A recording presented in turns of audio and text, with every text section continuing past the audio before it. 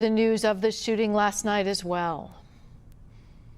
I have 9, 7, 3, and a newborn. There is nothing my kids have ever done or could ever do that would make me want to take their life. Do they make me mad? On a daily basis. That's every parent on the planet. If you don't have a kid, you'll understand one day. Kids drive you nuts. They push your buttons. But there's... Stand up! Stand up! Stand up! Stand up now! Stand up! Stand the fuck up!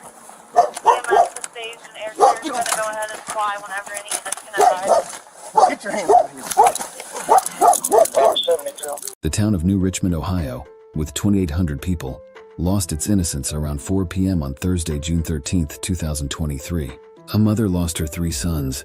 Chad Christopher Dorman, 32, put his 3, 4, and 7-year-old boys in a line in the backyard and killed them in front of his wife and stepdaughter Alexis, 14. While trying to stop him, his 34-year-old wife Laura was shot in the hand. Laura Dorman and Chad Christopher Dorman lived in the 1900 block of Laurel Lindale Road in this small, quiet city on the Ohio River, 33 miles southeast of Cincinnati. Laura was a stay-at-home mom, and Chad was the one who brought in the money.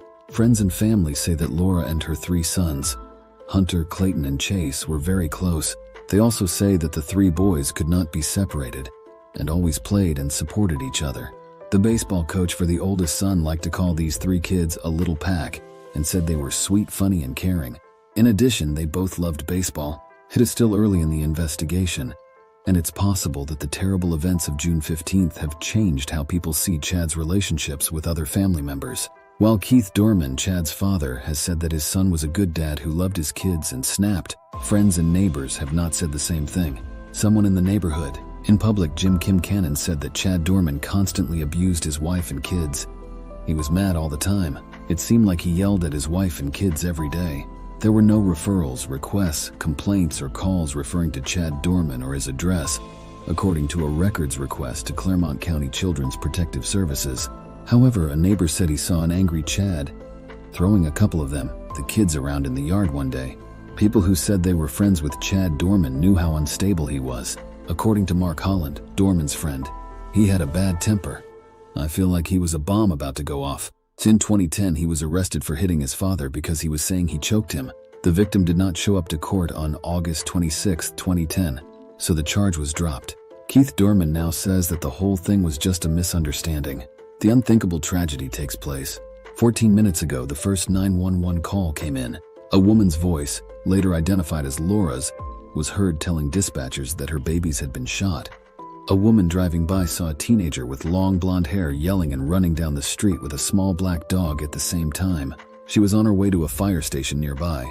That was Alexis, who was 14 years old. The girl yelled that her stepfather was killing everyone in the house.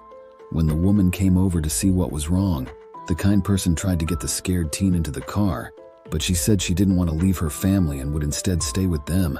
Alexis kept going toward the fire station while the woman driving called 911. The police came quickly, and what they found at the scene was hard to understand.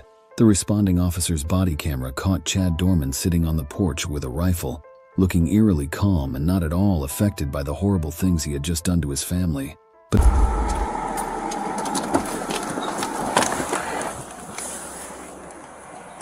where's he at? Here. He's better. Shooter still on the porch. Get him right here, right here. You got him on the porch. We've asked, that's the last place we've been told. You show me your hands now!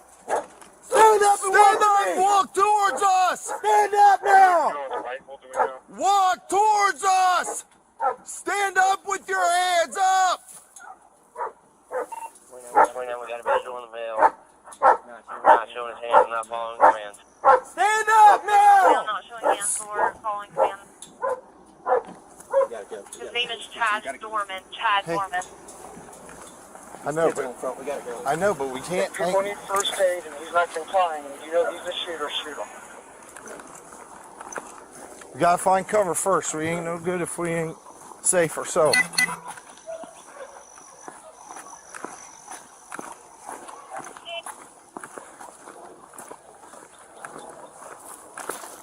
Hey, no. We need to come from this side where we can see them. Don't take cover behind her. We see him. We're going to approach from this side. We got cover. Right here.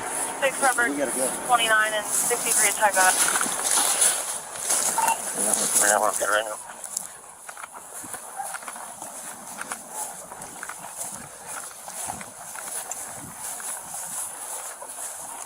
Show us your fucking hands now!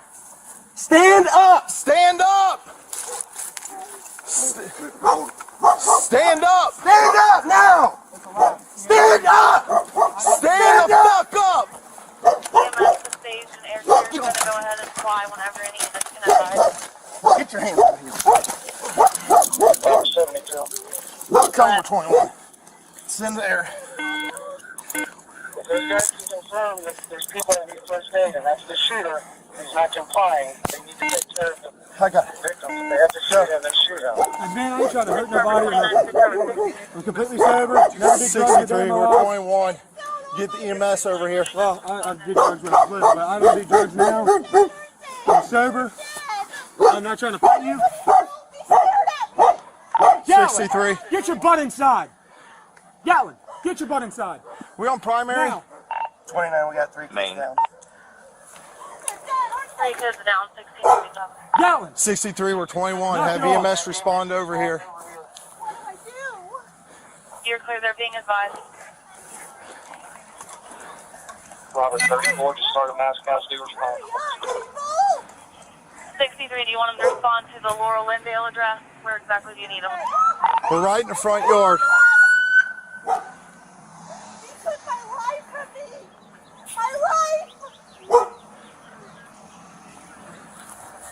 What are you doing, man? Hey, are you copying all this? Can I roll over? I ain't gonna hurt you.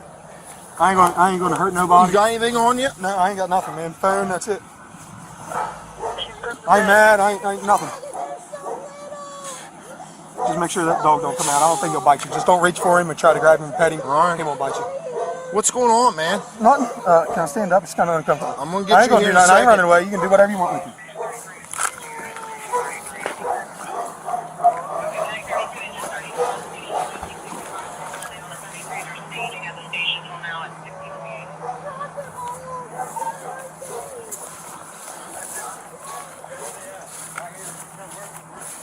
Here.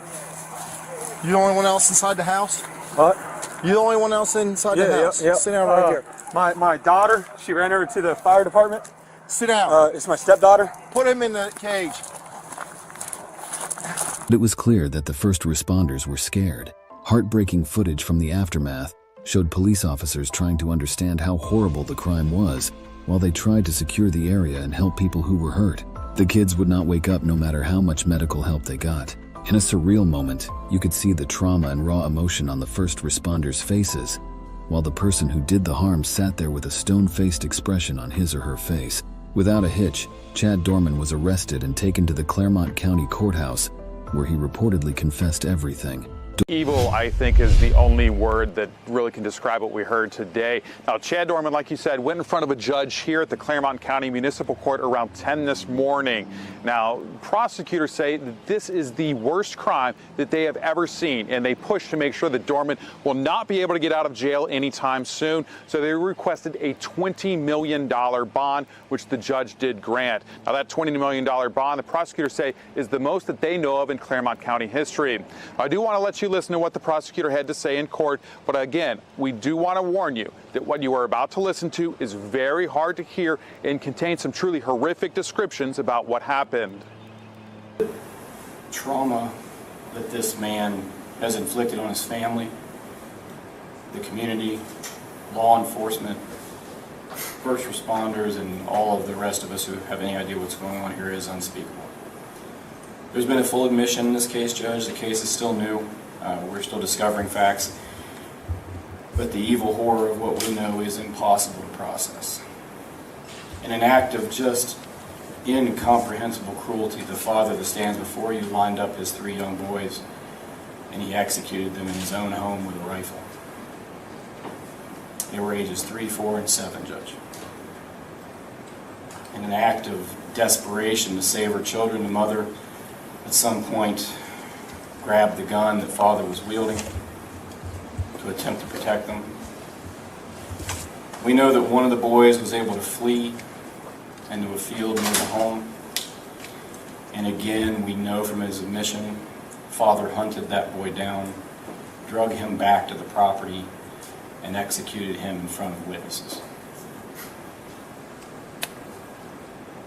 The mother was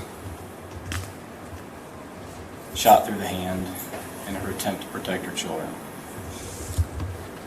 Judge, I asked the court in setting this bond to just begin to imagine their fear. This was the man that every day they woke up looking to for protection, love, guidance in all things. The man they trust more than any other person on earth. The person they rely upon to keep them safe from harm. He was their world, he was their guardian, and he executed them in cold blood. We know that from his admission.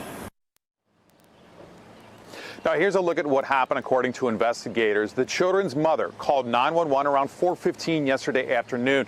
She told dispatchers that, quote, her babies had been shot.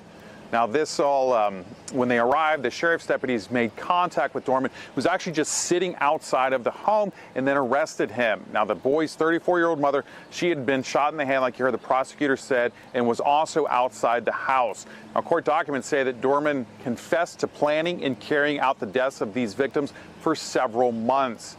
Now, I've covered a lot of murder cases in my time as a journalist over the past 15 years, and I must say that the details in this case are just absolutely horrific, and it's not often that you see a prosecutor get choked up like we did in the courtroom this morning. Now, Dorman will be held on that $20 million bond, and he did not enter a plea today, despite what you heard there, investigators saying that he has admitted to these killings. No training of any kind prepares you for this. It's easy to forget that these are men and women with families, children, feelings, emotions. They're not some automaton performing a delegated function. They're people. They were required to give CPR to gunshot children, 3, 4, and 7-year-old children. They held these boys in their arms, knowing there was nothing they could do to save them. How long do those scars last? Parents in the community reacted to the news of the shooting last night as well. I have 9, 7, 3, and a newborn. There is nothing my kids have ever done or could ever do that would make me want to take their life. Do they make me mad? On a daily basis. That's every parent on the planet. If you don't have a kid, you'll understand one day. Kids drive you nuts. They push your buttons. But there's nothing they could ever do to make me want to shoot them. Nothing. I just seen the kids out playing yesterday. Like the little boy was riding his go-kart like he does all the time. They were good kids. He was just a very angry man. Like he just was always yelling at his wife and his kids, and you just really don't pay no attention to stuff like that, and then this happens. They just should not be cut down like that. They should not. No father should ever even think about doing that to their children.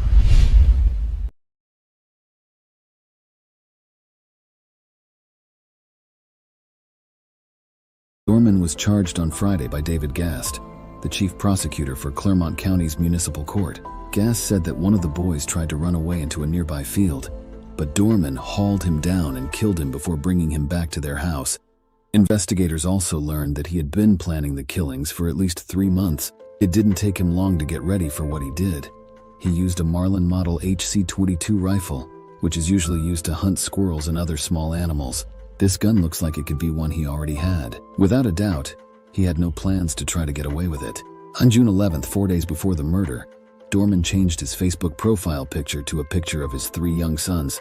Recently, he also posted a few pictures of himself with the boys. One of the pictures shows Dorman and his 3 sons giving each other a thumbs up. When I look back, this seems ominous. Some people think Chad Dorman meant to kill himself, but the police stopped him before he could do it. Not believing that, for how long does it take to hold a gun to your head and fire it?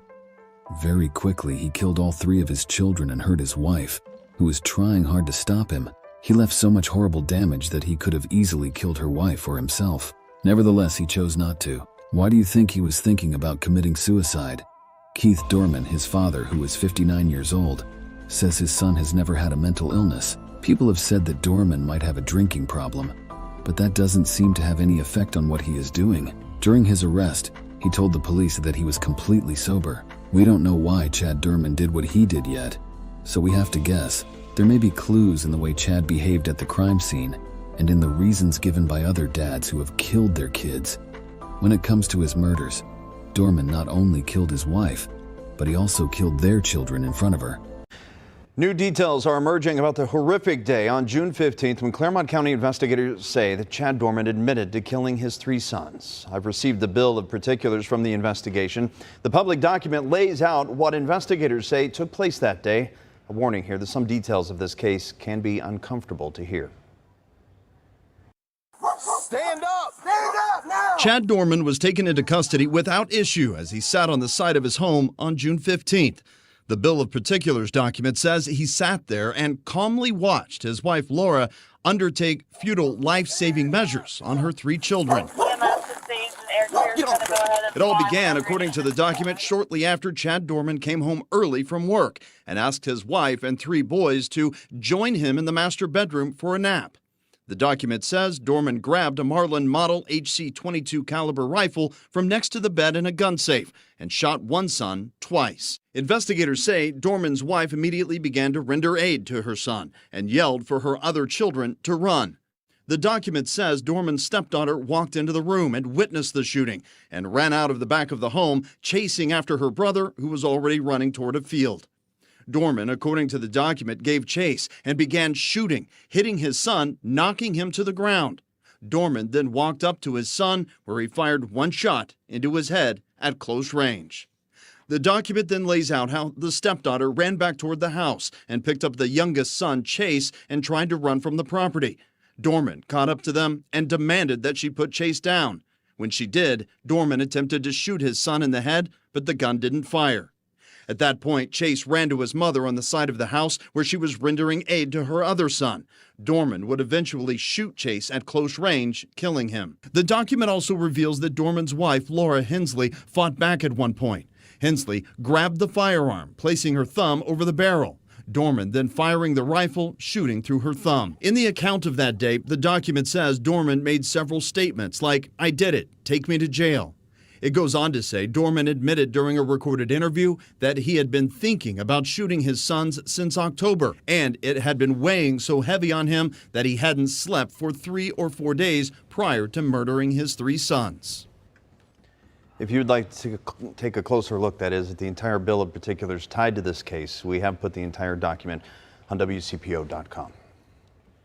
He obviously wanted her to see them be put to death and to have to deal with how terrible their death would be for her. Alexis reportedly told police that her mother had told Chad that she would divorce him if he kept drinking and causing more problems with neighbors because he was drunk. This happened a few months before the murders. No psychologist or rocket scientist is needed to guess that he was very angry at his wife, based on how he committed the crime, and he used his kids as weapons against her. Philip Resnick, a psychologist, did a thorough review of the literature in 1960 and came up with 5 reasons why parents kill their children. To get rid of an unwanted child, most common in newborns or children under 1. Partner revenge, payback for marital conflict and/or separation. Psychosis, the parent is delusional and kills the child while having severe mental health symptoms. And alt people have thought about these reasons in different ways in the past, but they still mostly make sense today. Most research on filicide has been done on mothers, even though fathers are just as likely as mothers to kill their children. From what we know about fathers who killed their children, we can see that they have similar reasons but different rates of doing so. In other words, both men and women can kill a child when they are severely mentally ill or when they are angry or want to get even. But women who commit filicide are more likely to be mentally ill. Anger or resentment over a fight or threat of a divorce is also a very different reason for killing a child among men and women. 12% of women versus 42%. A study done in South Africa in 2022 shows some interesting things about the minds of parents who killed their child to get back at the other parent. This is what they found after looking at 20 revenge filicide killers, 14 men and 6 women. Since the murderer has lost their social identity and is angry, we think that their anger turns into an all-consuming, overwhelming rage. The partner who kills and tends to blame and control, external locus of control, gets angry when they feel pain. The blinding anger, which is sometimes called narcissistic rage, is caused by a lot of emotional pain. When you have a lot of bad emotions, you want to hurt people at all costs, sometimes in a cruel way to make sure that justice is done both ways. If you have a controlling partner who puts all of his problems on other people, plus more problems in the marriage and the threat of divorce, you might end up with a parent whose emotions are so strong that he doesn't see his kids as people, but as pawns. Police say that Dorman has given a full confession. It is the highest bond ever given in Claremont County. $20 million for Chad Dorman. He is in jail. Among the 21 charges he was given on June 22, 2023, were aggravated murder for the deaths of his 3 sons, kidnapping, and felonious assault. The next time he appears in court is June 23rd. That's what happened. Very little comfort in the midst of grief, pain, loss, and suffering. Many people were affected by this terrible crime, including Laura and Alexis, everyone who knew and cared about the family, the first responders who worked so hard to help, the people in the area, and thousands of parents who saw pictures of the cute boys who loved each other and were loved by many. On October 6, 1995, in Gastonia, North Carolina, Jessica Marie Lunsford entered the world. She was a popular, well-liked student who genuinely enjoyed her time at school. One of her favorite things to do was to go for rides on her father's motorcycle, during which she and her father would sing and dance together. Jessica, her father, his parents, and the family dog, Corky, all shared a trailer in Homosassa, Florida. Although they did not have much cash on hand, the family made do. Jessica was very much her father's daughter. The stuffed dolphin toy he had given her was one of her most treasured possessions, and she never left home without it. Angie, Jessica's mother, divorced her father, Mark, and moved away when Jessica was just a year old, so she and Jessica rarely saw each other. Jessica's father and her grandparents were very important to her, especially after Angie got married and had another child. She was the center of their universe, a source of boundless delight, and they adored having her in their lives. Jessica and her father went to church regularly, and Jessica never complained about getting up early or getting ready for church before her father. Jessica, then only 9 years old, already had big plans for her future as a performer or designer. She was a visionary and achiever who could conquer any obstacle in her path. Unfortunately, things would soon alter. On February 24, 2005, Jessica's dad got up and ready for work. While he was getting dressed, he could hear Jessica's alarm going off and on for what seemed like minutes. Because he didn't want Jessica to be late to school, he went into her room. She wasn't there, but he saw her folded school clothes still on the chair. He was understandably distraught over the disappearance of his daughter. He looked all over his house, but Jessica wasn't there, so he called the police. The police, the neighbors, and the volunteers all went out looking for Jessica immediately, but they never came up with any leads, except for the pink robe and white shorts she slept in the night before, and her cherished stuffed dolphin. Nothing appeared to be missing from her room. Her grandparents had put her to bed at around 10 o'clock the night before, so she hadn't been seen since then. Mark had spent the night at his girlfriend's place the night before she vanished, returning home at around 6 a.m. to get ready for work. Then he learned that Jessica had vanished. The police arrived and promptly discovered that the main entrance was unlocked. The door to Jessica's family's trailer was almost always left unlocked. This was a typical practice in their community. They were a tight-knit community where everyone knew one another and looked out for one another. At least that's how it seemed. The police issued a nationwide missing children's alert and searched extensively for Jessica. The police were unable to issue an Amber Alert because they lacked information about the possible vehicle involved in the abduction. It was hoped that the bloodhounds could detect a scent, so they were brought in. Alvin Harris, Jessica's next-door neighbor, helped in the search by bringing along his own bloodhound, Buford. Throughout the day, a police helicopter could be heard hovering overhead as volunteers and officers on horseback joined the search. A group of divers was put together to check the water in the area. The search was thorough, but it turned up no leads as to where Jessica might have gone. Jeff Dawsey, sheriff of Citrus County, Florida, voiced serious concern that this was an abduction case. "I'm really worried about this kid's safety. We're doing more than just looking for a missing person here. No one thought Jessica had disappeared of her own free will. Nothing about this was characteristic of Jessica. She never acted out or sneaked out in the middle of the night. She was also afraid of the dark and would always keep a flashlight by her bed.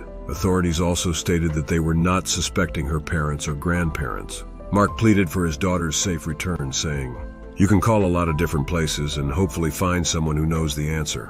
Please help me track down and retrieve my missing daughter." Unfortunately, the search would take more than a month.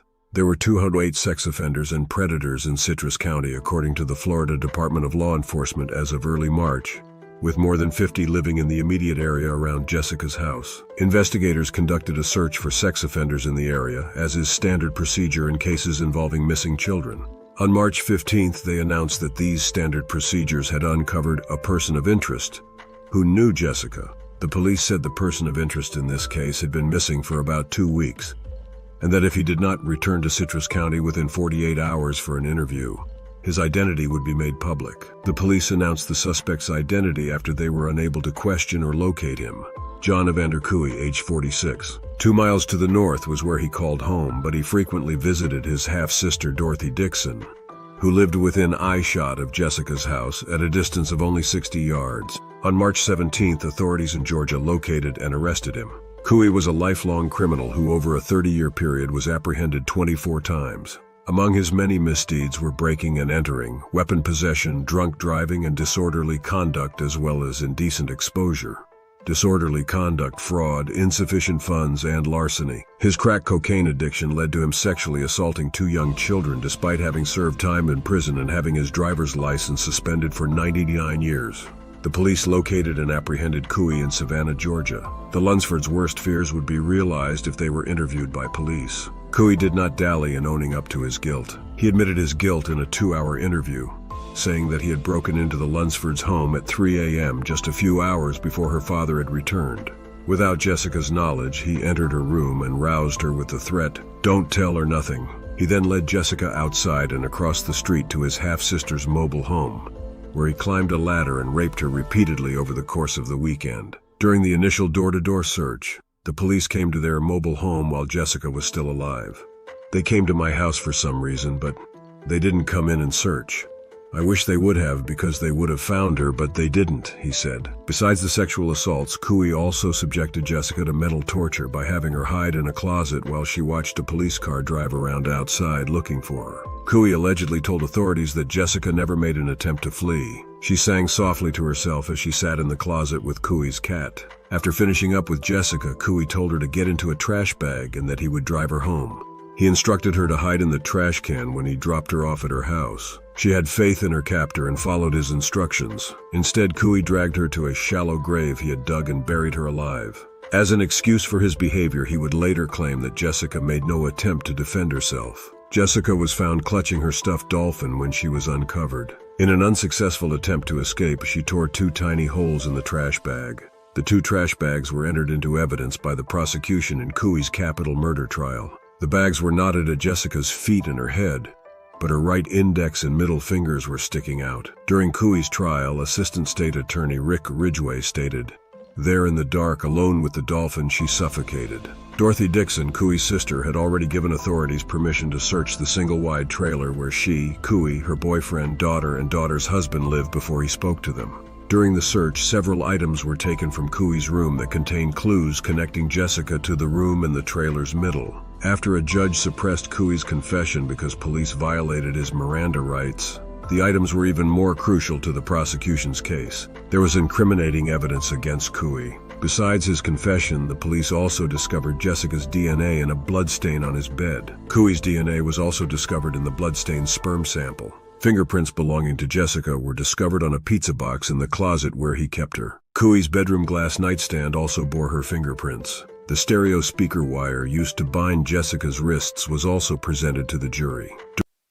Prosecutors started to lay out their case against John Evander Cooey, accused of murdering 9-year-old Jessica Lunsford in 2005. Prosecutors say DNA and other forensic evidence will show that Cooey, a convicted sex offender, took the 3rd grader and her stuffed dolphin toy, then buried her alive. She was put in 2 plastic bags with her dolphin, put in a hole. There in the dark, with only the dolphin, she suffocated.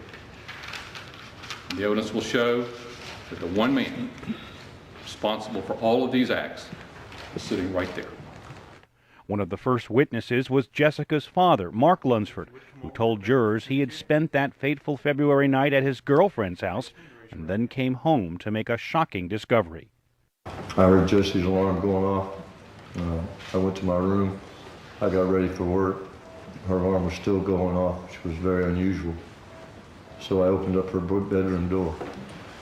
When you opened the door to Jesse's bedroom that morning, what did you see? Jesse was gone. Police say Cooey went to Georgia after the murder. Jurors then heard from a Savannah police detective who interviewed the suspect. They saw a videotape in which Cooey denied knowing the girl and giving what prosecutors intend to show were evasive answers to questions about his past.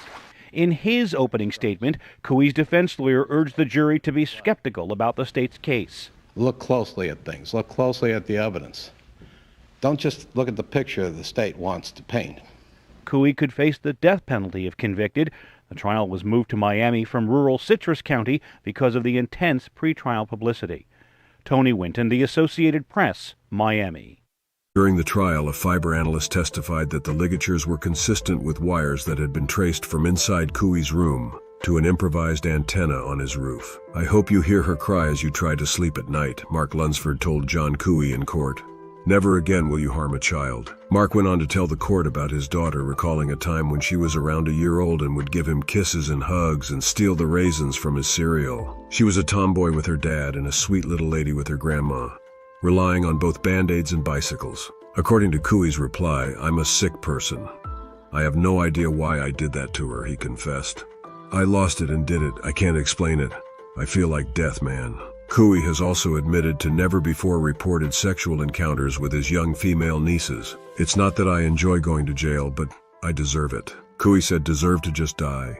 Cooey was allegedly asked what he would say to Jessica if he had the chance to confess. "I'm really sorry. My apologies. I really hope you're alive and that you can go home to your parents by walking there," he said.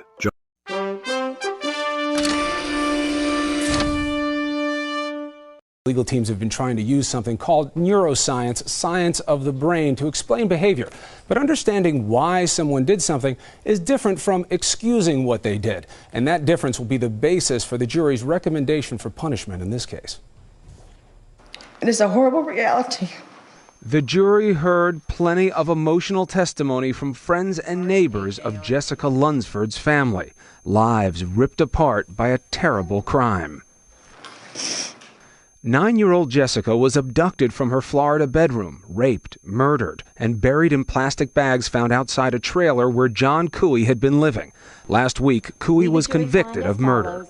Now the question, should Cooey be put to death? His lawyers have turned to science to argue that his brain is abnormal, leading to uncontrolled sexual urges and aggression, comparing Cooey's brain on the left to a normal one on the right.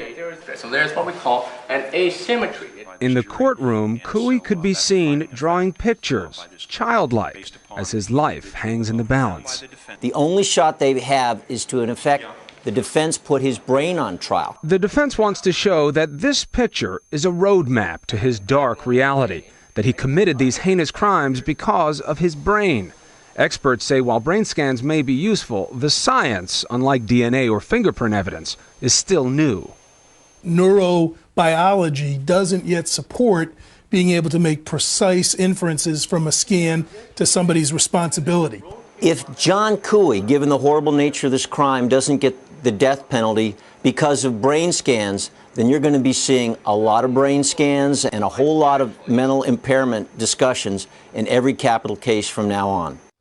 And it should be remembered, if it were that easy to prove that John Cooey didn't know what he was doing, then he would have been found not guilty at trial. Of course, he was convicted. This is the sentencing phase. But it should be noted, this type of evidence is occurring more and more in sentencing. And a lot of juries are persuaded by it. It's making people rethink what sanity may mean in the legal context. We'll go more into that, because that is true, what people are thinking about the sanity in the courtroom. And it's a tricky question because, you know, the people, the juries, citizens want responsibility for what people do. Sanity goes to whether or not you knew what you were doing. Sure. You appreciated the nature and consequences as one legal test for it.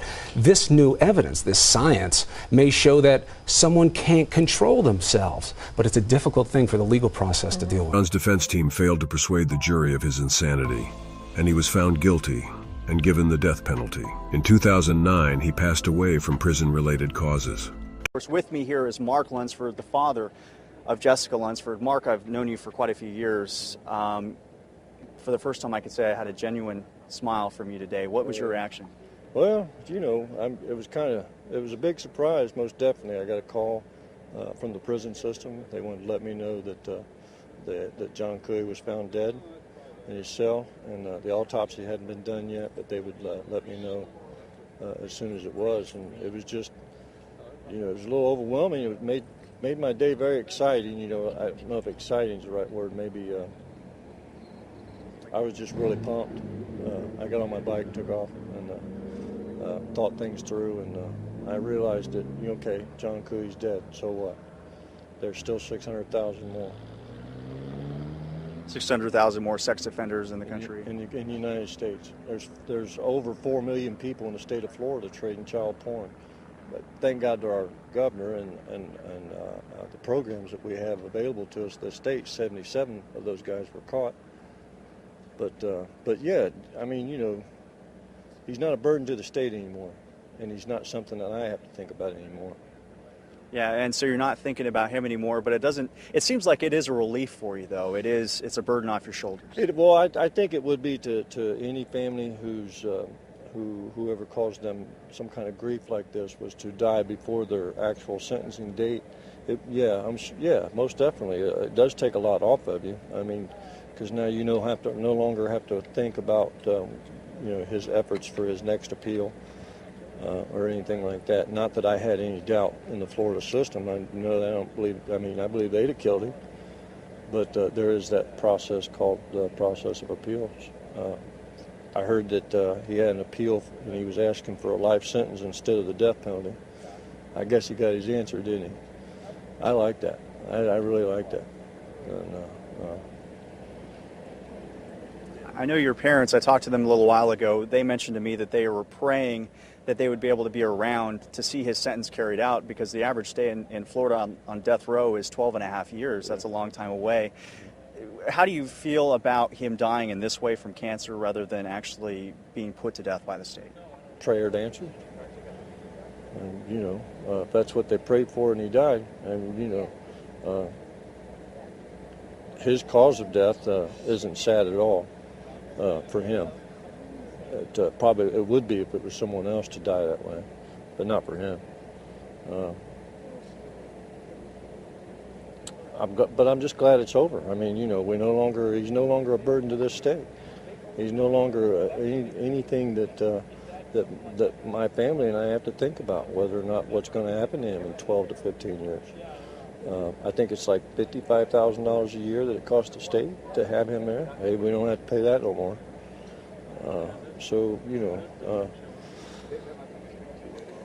But it's okay with me that he's dead.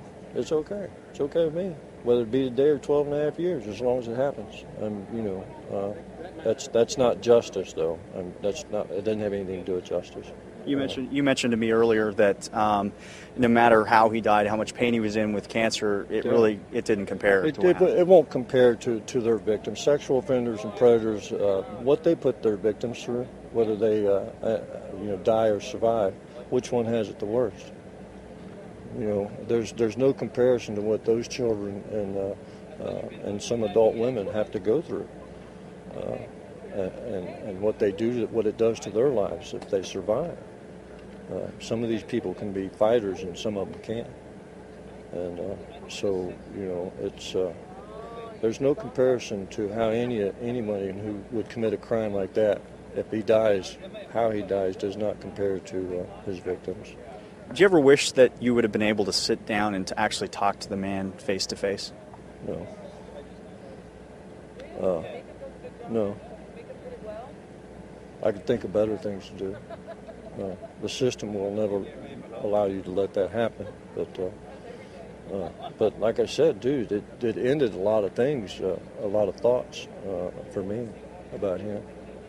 Those thoughts I don't have to think about this stuff anymore. I know in a lot of his letters, one of his last few letters that he sent out from prison, ironically never had a visitor in jail, but he sent out a few letters and always mentioned God and wrote Bible verses. What do you think about that and now that he's died? Well, I mean, is there forgiveness? Not for me. But he's not. He didn't come to me. He went to God. And I can't speak for God, but I can tell you that I've been told that God says if you hurt one of His kids, you'd be better off with a rope tied around your neck with a rock and throw it in the deepest sea compared to what He's going to do to you. So maybe while John was laying there dying, maybe his feet was getting hot, and then his ass caught on fire, and then his head bursted into flames. What's next for you, Mark? I know earlier you mentioned, this will be the last question for you. What's next for you? You mentioned the other sex offenders that are here in the country, the hundreds of thousands of them, and are you going to continue your fight? Yeah, I do. I try to show as much support in Washington and on a state level to the U.S. Marshals and to local law enforcement who works with the U.S. Marshals on these sting operations to go out and apprehend the absconded sex offenders. They're short-funded, so constantly advocates like myself, Ed Smart, the Surviving Parents Coalition, the National Center for Missing Children, we're all in support of being real hard on federal legislators up in D.C. because they are not funding things the way they should be. I know President Obama made a statement during his campaign that he was in support, but where's the funding for these things? Yeah. Mark Lunsford, thank you very much. Thanks, sir. And enjoy your time. Thank you. Dorothy Dixon, John Cooey's half-sister, was arrested on March 19, 2005, and her mugshot was released by the Citrus County Sheriff's Office. Dixon and 2 other residents of the house where the confessed killer was staying were charged with obstructing police for failing to report the suspect's confession to having committed a crime. After Jessica's murder, her family pushed for Jessica's Law to be enacted in several states. For first-time offenders, the maximum sentence under this law is life in prison, with a minimum of 25 years. Backers of Jessica's Law say they're pleased with the Supreme Court ruling that upholds a key part of that law. The voter-approved measure creates some strict requirements for where sexual predators can live in California. We get the story now from KCRA 3's Kevin Riggs. Amy Caffrey remembers the scare she had when her daughter was 17. And I guess the truck pulled up by her and wanted her to get in the car and stuff, and a neighbor, who I don't know was a block away, saw this. That neighbor stepped in and the truck drove away. It's the kind of thing that helps explain the popularity of Jessica's Law, which requires convicted sex offenders to live no closer than 2,000 feet from schools and parks. All rise. That requirement was validated in part today by the state Supreme Court. The key issue that they identified was that there is nothing wrong with constitutionally the issue of having the 2,000 feet around parks and schools that the voters asked for. Today's ruling also found that Jessica's Law's residency restrictions can be applied retroactively, that is, to sexual predators arrested and convicted before the law was passed by California voters back in 2006. Parents say the law provides an important tool to monitor their kids' safety. We need a buffer zone, I think, and I think that's a good place to start from. And the further, the better, but we have to be realistic also. But Amy Caffrey says that buffer zone only goes so far. They're everywhere. Yeah, everywhere, no matter what neighborhood. Today's ruling did not answer another key question, whether some predators become homeless because of the restrictions. The backers say there will be more such challenges. And so far, every one of them has been upheld, which is really good news for the voters and good news for victims. Kevin Riggs, KCRA 3 reports. Now, today's court ruling did say that more investigation is needed for a decision about whether the law results in homelessness for some offenders.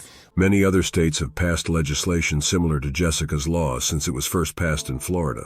Mark Lunsford's lymphoma diagnosis, which came a couple of years after the case, added an extra layer of sadness to an already tragic situation. His signature long hair and goatee were shaved off by chemotherapy used to treat his lymphoma, but the disease could not break his will. Lunsford is driven by his devotion to his daughter, who has assured him their relationship is unbreakable. He tirelessly advocates for kids and is now a well-known advocate for stricter, more effective laws against child predators and offenders across the country. On the morning of September 8, 2010, Ethan Walton and Amanda Burney, then both 19 years old, left the house they shared with Amanda's mom to go to a business meeting with their neighbor, Glenn Gauker, who lived a short distance away.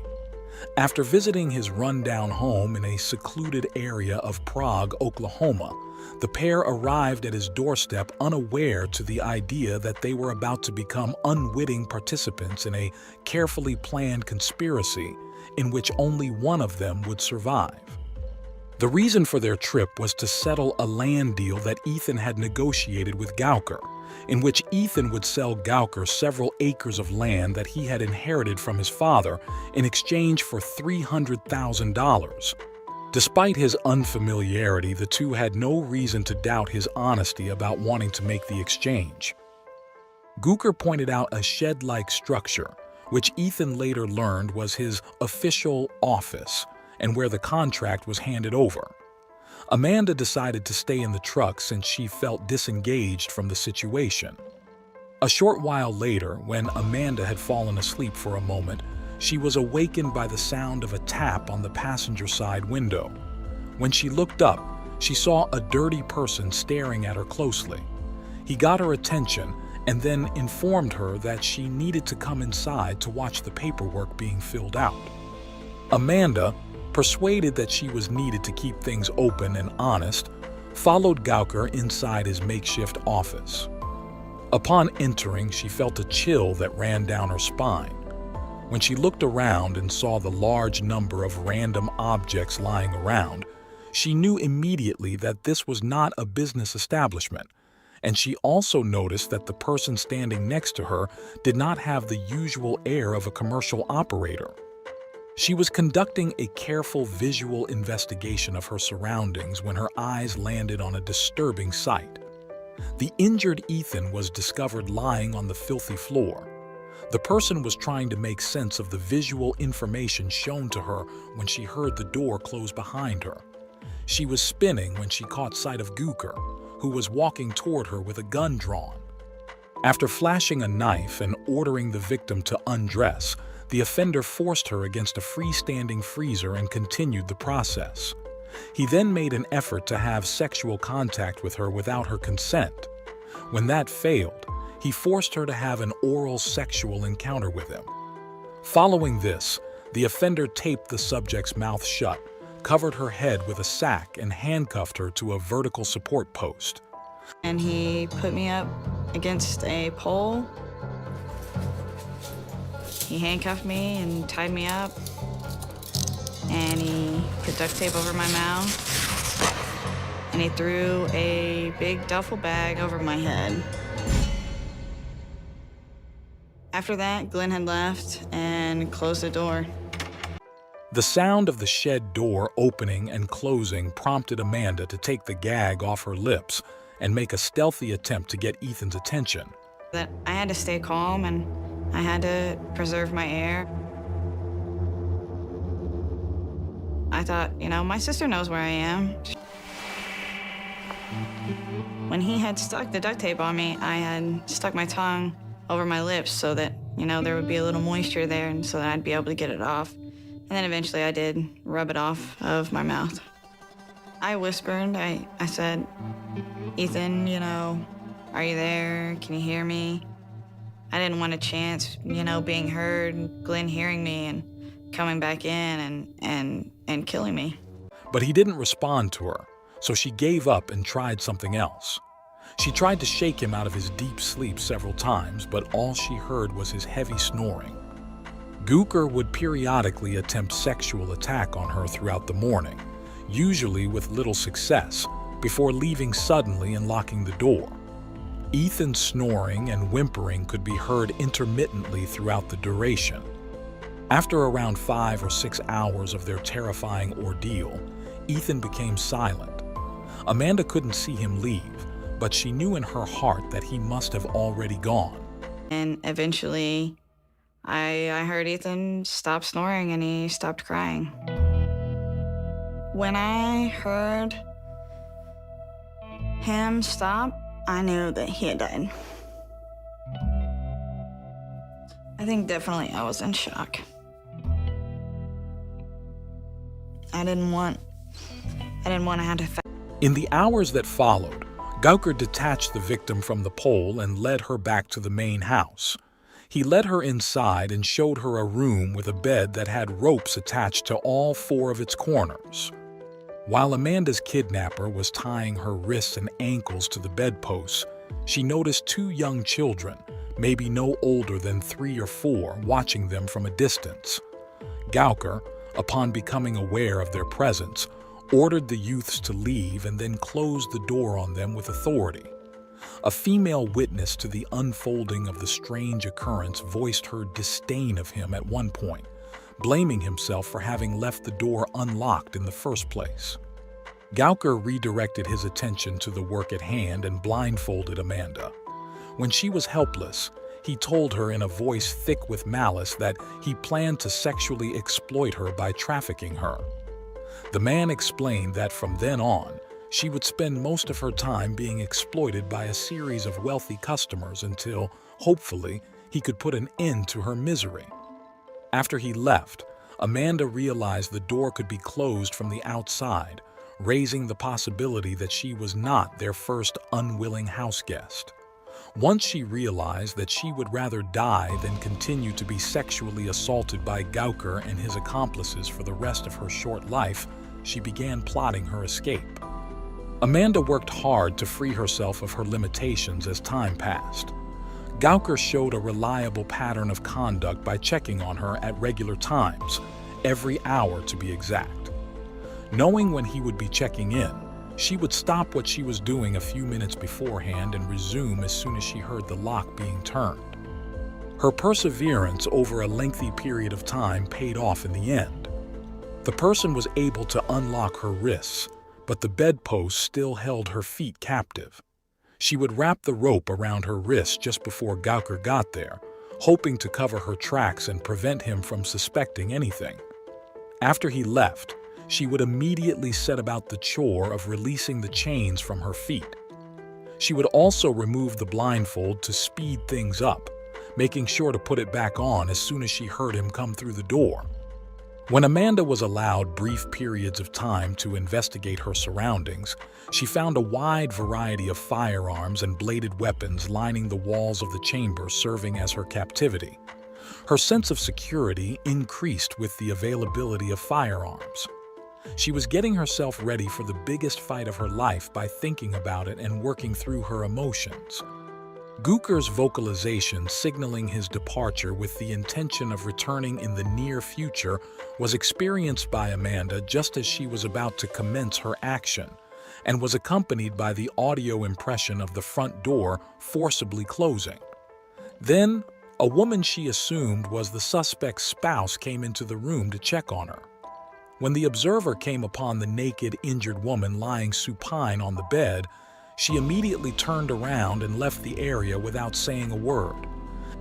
While her husband preferred to perform his routine checks on the hour, the wife opted for a more sporadic approach, showing up for a few seconds at the front door every 30 minutes. Because her feet were eventually freed, the outcome was moot by that point. Amanda realized the critical nature of the issue and resolved to act immediately on her plan.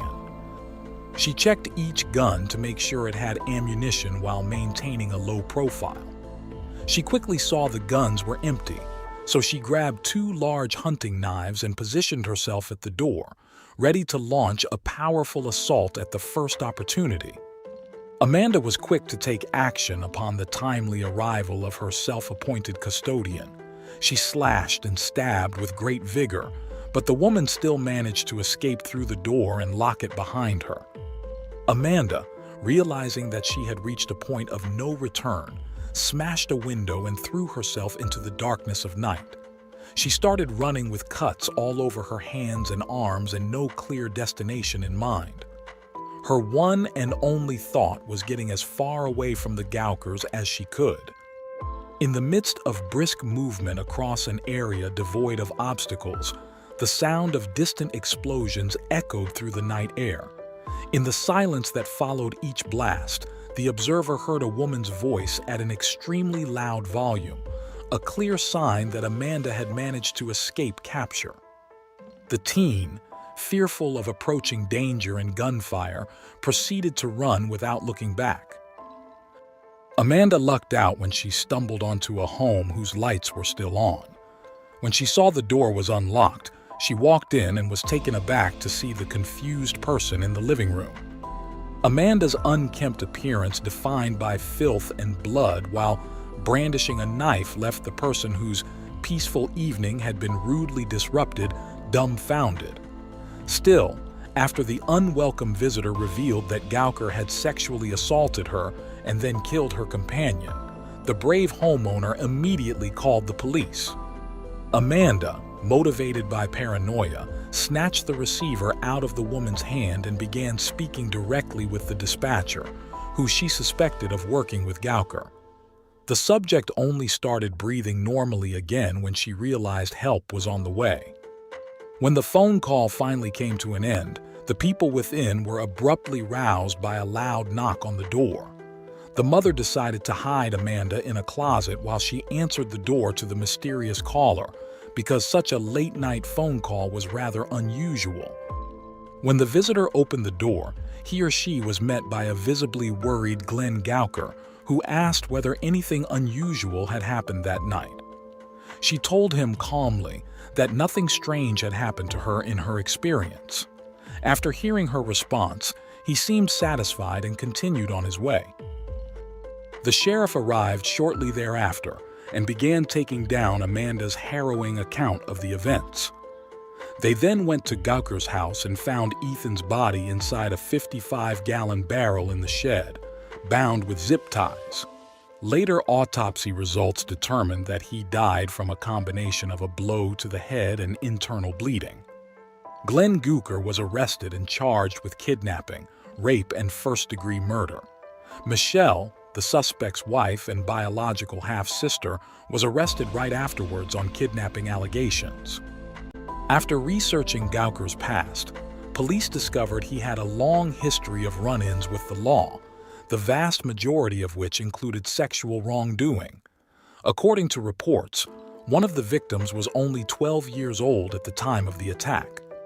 During an interview with a local news station, Penny Weitenheim, Gowker's and Michelle's mother, was quick to voice her support for him. Her son allegedly told her on Thursday morning, after the land sale was supposed to have closed, that Ethan and Amanda had attempted to unlawfully steal his items, prompting her to retain legal counsel.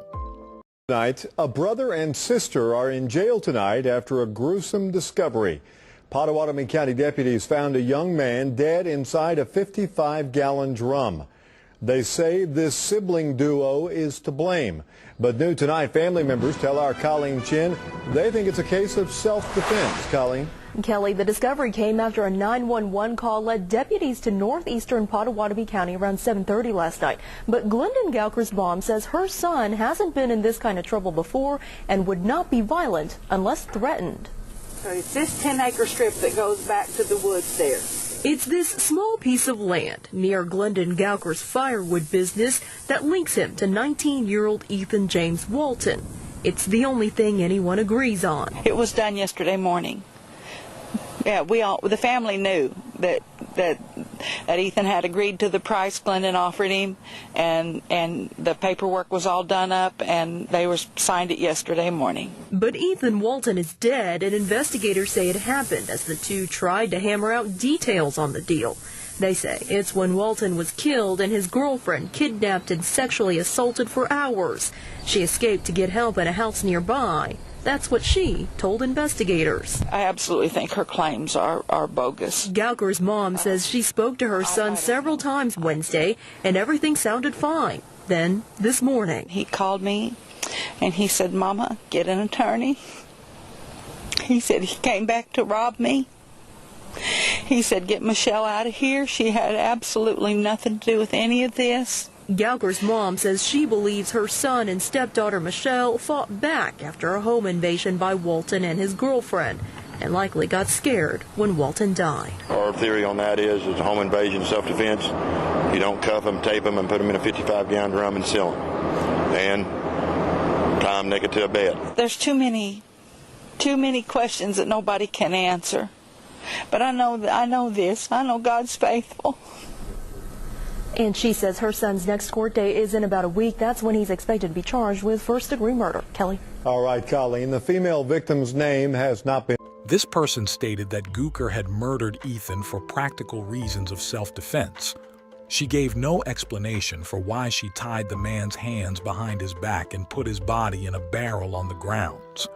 The matriarch of the family, a woman, had no explanation for why her respected son had not called the police when he forcibly undressed Amanda, restrained her to a bed, and sexually assaulted her. Despite early skepticism, Weitenheimer's public expression of her unusual perception of events prompted speculation about the likelihood of a hereditary disconnection from reality throughout the entire bloodline. In January of 2013, Gauker's trial began. During the trial, a female witness from Wisconsin, where the defendant had previously lived, testified about her alleged abduction and sexual assault by the defendant in November of 1990. She told the jury that she had just gotten back from the store and was on her way home when she was attacked with a knife. DNA evidence allowed for the identification of the offender. It was clear that the psychological wounds from her tragic experience had not healed. Michelle, a 32-year-old former lover of Gauker and accomplice in his illicit activities, said that she was never willing to take part in the couple's unconventional relationship. She insisted on being recognized as just another of his many victims, despite the fact that they were married and living together in an apartment. Along with several allegations of sexual misconduct, the pair was also accused of engaging in the use, manufacturing, and distribution of methamphetamines. In August 2013, at the age of 42, Glenn Gauker pleaded guilty to 9 counts of serious criminal activity after admitting the indisputable evidence against him.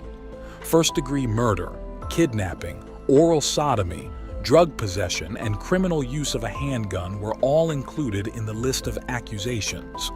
The man was given a sentence of 4 life sentences in addition to a 10-year period, ensuring his perpetual captivity and eliminating any chance of future freedom within society.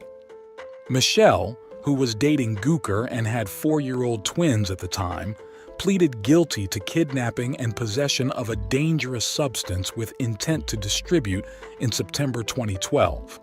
The defendant received a 20-year prison sentence. Ethan had faith in the property transaction at first, but then doubted Gauker's assertions that he was a smart and affluent real estate mogul because he did not have the financial resources he had projected himself to have. Although he did, in fact, run a firewood business out of his home, his current financial situation prevented him from purchasing even a little plot of property, let alone many acres worth tens of thousands of dollars. The realization that Ethan and Amanda had been duped by a person with psychopathic characteristics wouldn't hit them until much later. At this time, Glenn Gauker can be found inside an Oklahoma prison, where he is surrounded by other people who represent the worst of society but are also in comfortable surroundings. After serving only 25% of her sentence, Michelle, the sister and wife of the offender in question, was given release in 2017.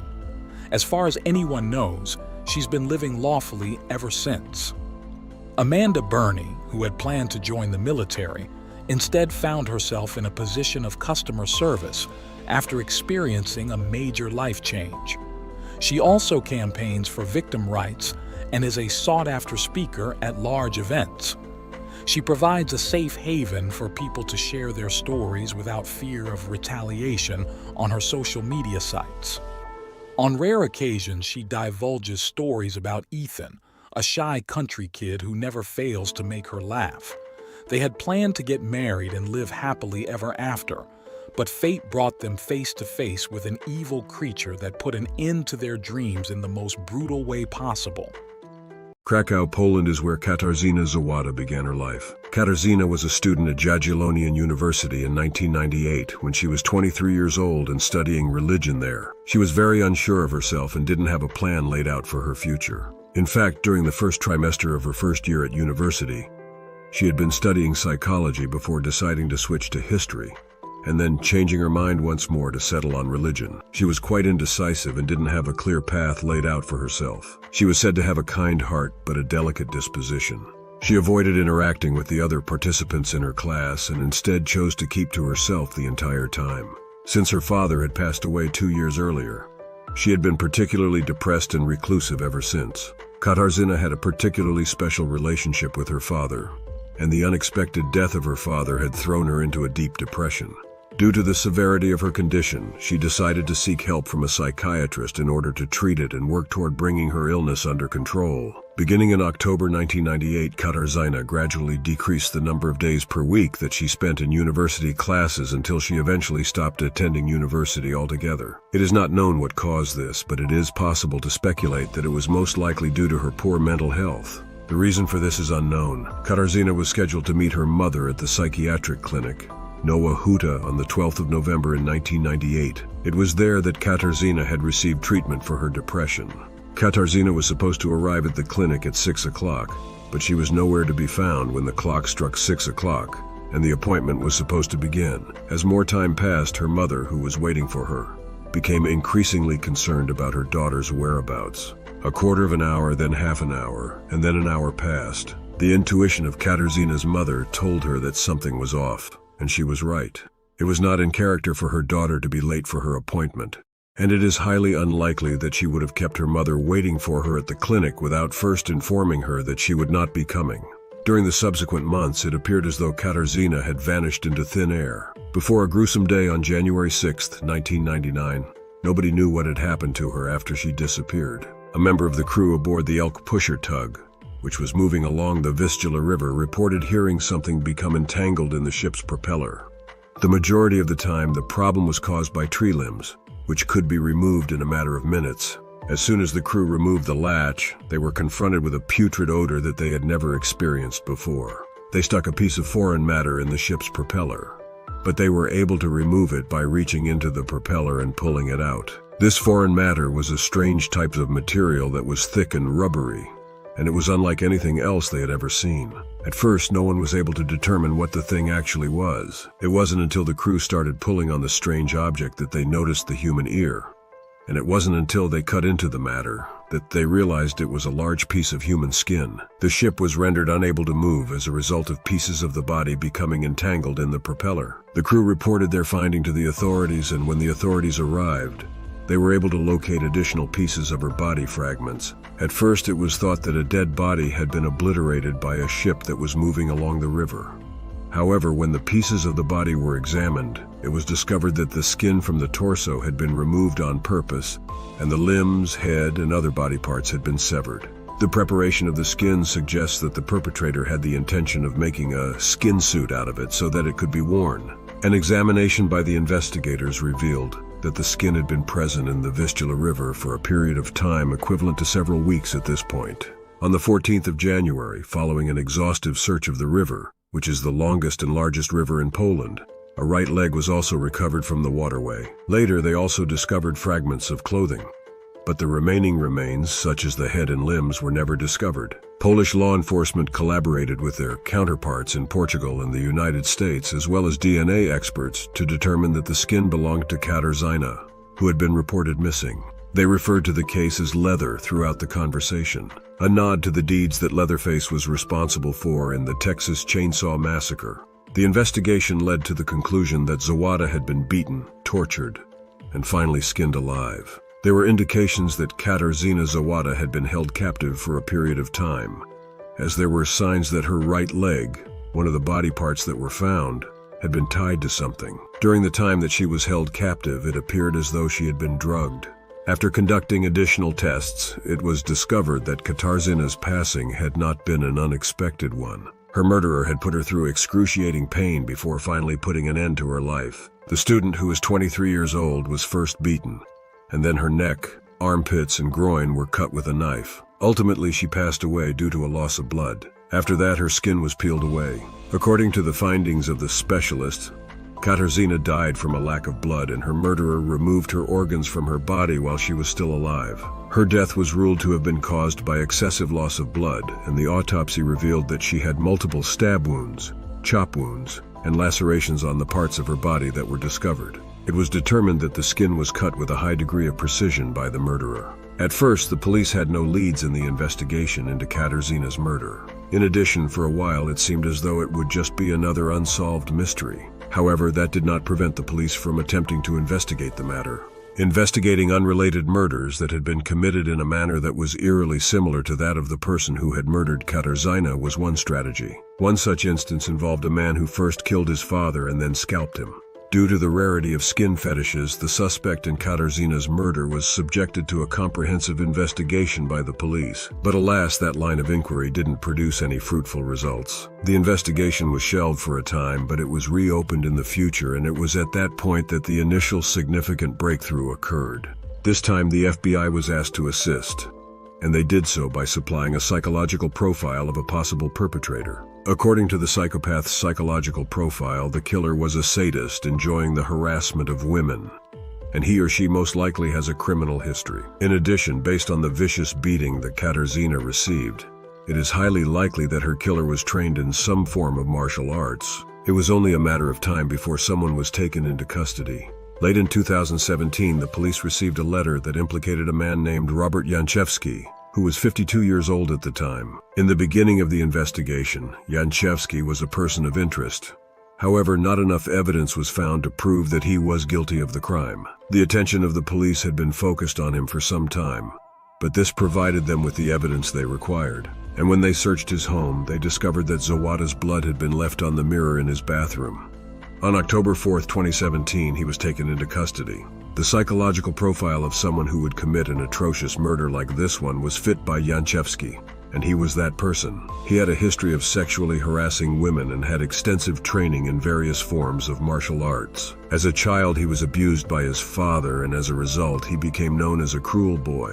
When he was younger, he was caught abusing cats and dogs, and this contributed to his reputation. Yanchevsky had been employed at the Institute of Zoology in the past, but he was let go after it was discovered that many of the animals he was responsible for had been killed. He never offered any justification or justifications for what had occurred to them.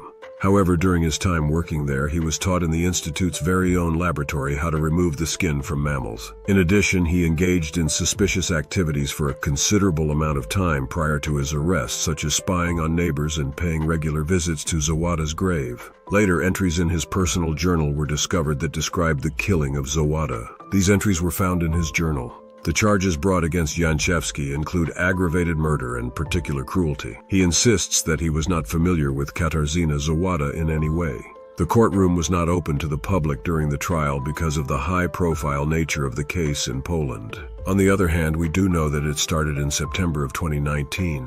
As of the year 2023, Robert Yanchevsky is still serving time in an institution.